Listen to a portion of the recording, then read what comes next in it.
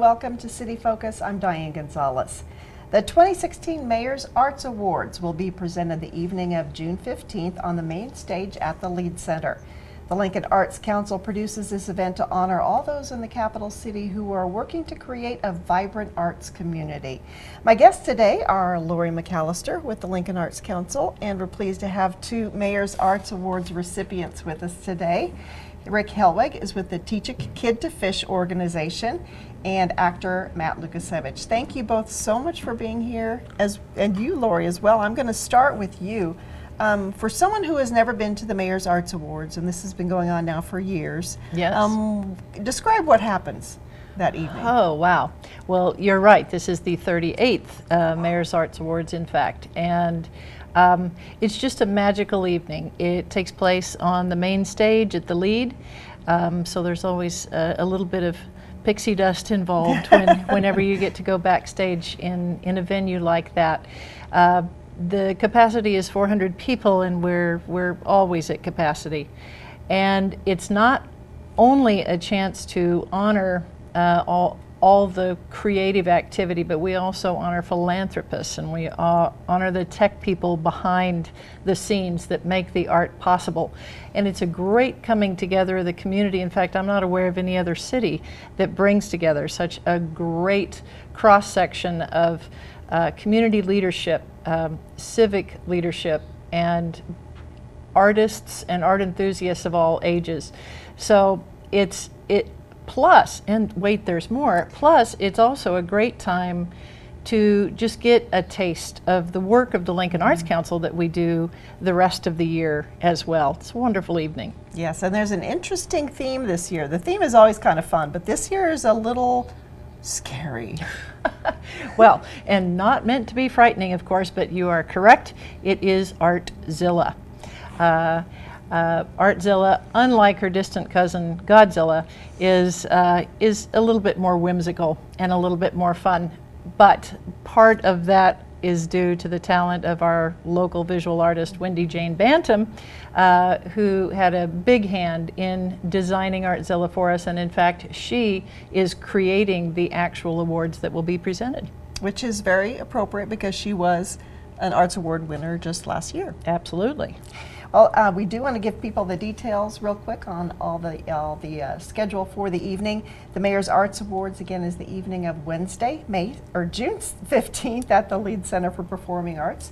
The reception starts at 5:30. There will be a dinner and then the awards presentation. We try to have everyone out of there by 9. That's correct. It goes quick. It goes quick. It's a very fun evening. We are going to run the complete list of award winners after the program, but we want to feature two of our award winners that are with us today. And Matt, we're going to start with you. You are the Artistic Achievement Award for Performing Arts, and you actually live in the Hastings area where you work in the family business, but you've acted in many, many productions in Lincoln. Yes. This one in particular you're being honored for is your role in Hamlet last year. Tell us about that. Wow, that's a pretty open question. It was a wonderful experience. A huge amount of thanks goes to Bob Hall, and he had approached me about a year prior and had hinted about wanting to do that show and wanting me to be a part of it. There was, of course, a little bit of trepidation that, can I possibly make Hamlet work while trying to fulfill all of my capacities in the family business. But ultimately, I decided it's Hamlet. I'll make time for Hamlet. Bob and I met several times. It was a really wonderful journey that I got to go on. I played Hamlet once in college when I was at Wesleyan, but I'm a different person today than I was years ago. And to be able to take on that role again, having gone through the experiences that I had personally in that time, and just growing as a person, growing as an artist, it was a really wonderful experience, and I think it ultimately ended up in a Hamlet that is rarely seen. Through Bob Hall's guidance, and one of the things that was wonderful about it is that Bob and I both agreed that Hamlet is a very funny play.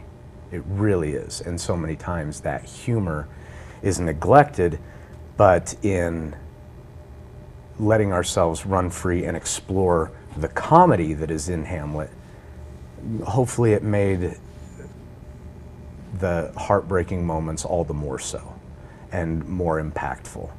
And it was,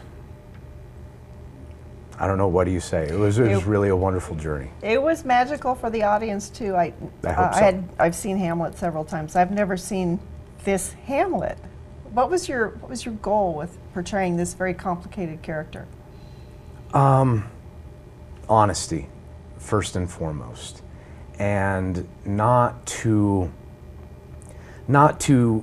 let our interpretation of the script somehow be pigeonholed into or overly influenced by all of the versions that both Bob and I had seen before, whether it be on stage or in cinema.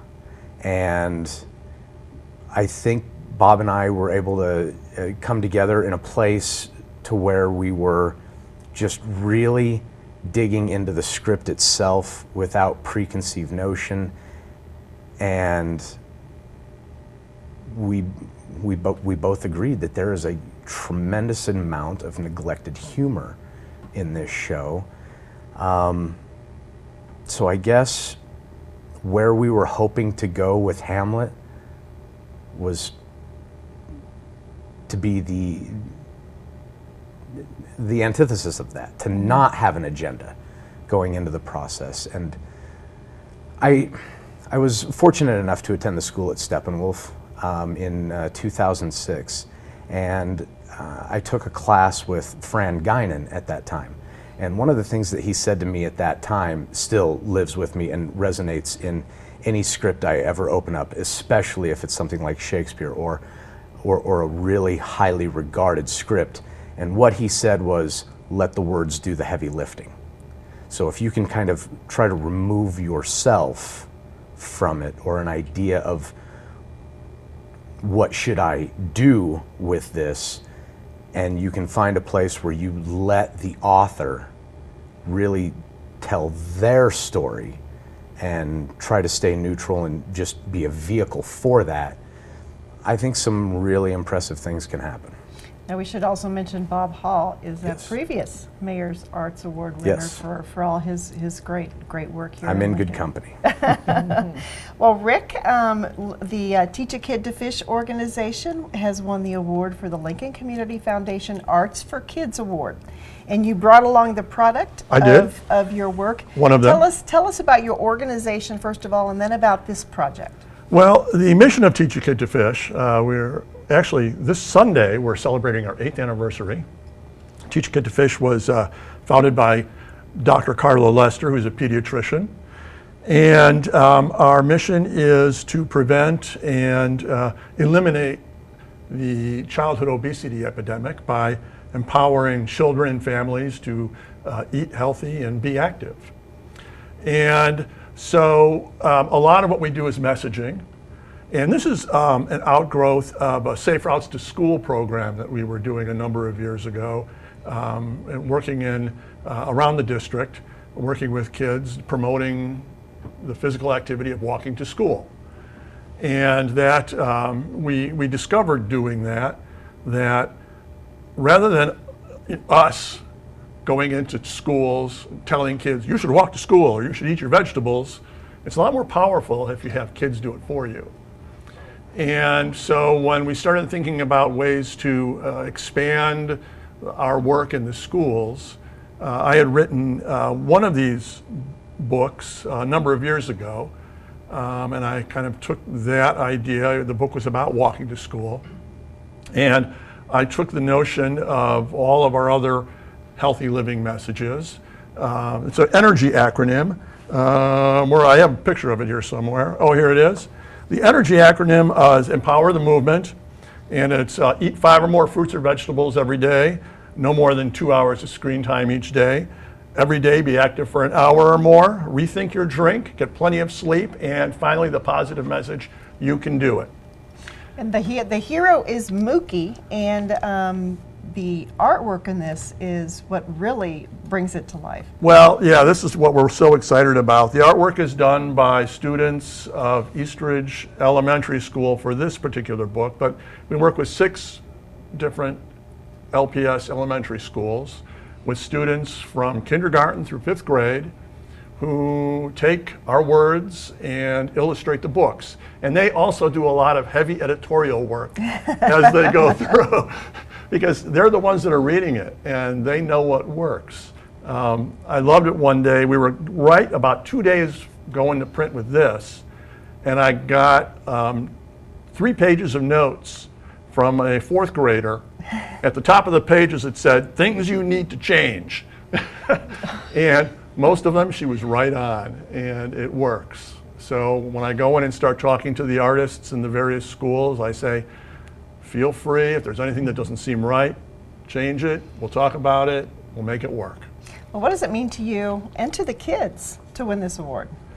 It's a thrill, and I'm thrilled for the kids. I have, this book was published and released about a year ago in May of last year.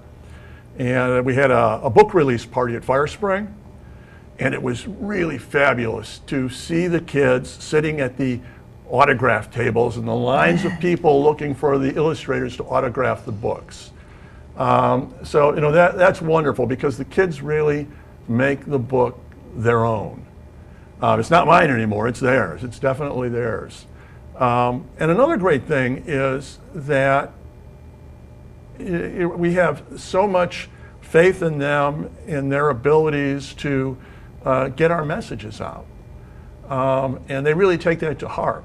And they come to understand that there are things that they can do in their lives, simple things that they can do just for a lifetime of good health. So it's thrilling. Matt, let's talk a little bit with you about what your feeling was when you got the phone call that you had won a Mayor's Arts Award.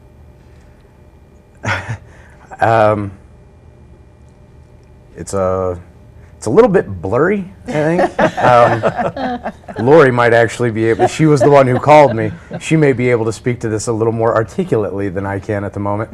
I think my answer was, well, I had some missed phone calls, and I called back and said, hi, my name's Matt. I think somebody here has been trying to reach me for something.